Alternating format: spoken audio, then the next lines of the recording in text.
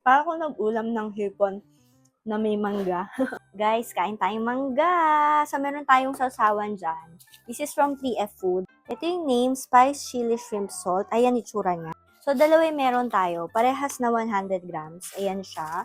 Story time. Alam nyo ba, nilagay ko siya sa kanin. Akala ko mala furikake levels.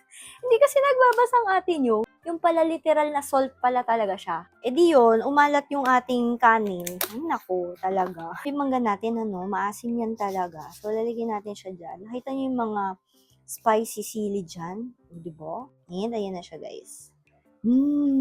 So, sa mga hindi pa nakakaalam, nakikrave ako ng maasim kapag marapit na ako magkaroon.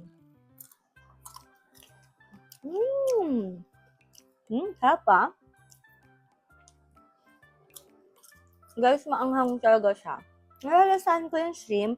At least, diba, may twist yung salt natin. Malalasahan mo yung hipon.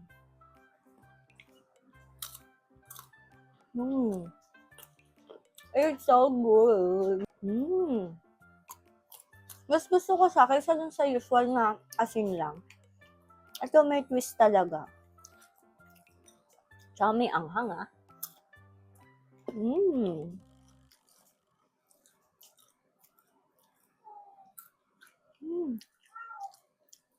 Guys, it's so good. Perfect combi siya ng mangga.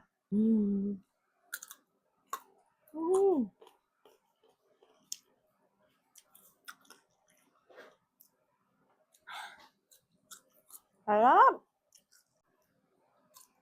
Pwede din ito ilagay sa mga sausawan nyo.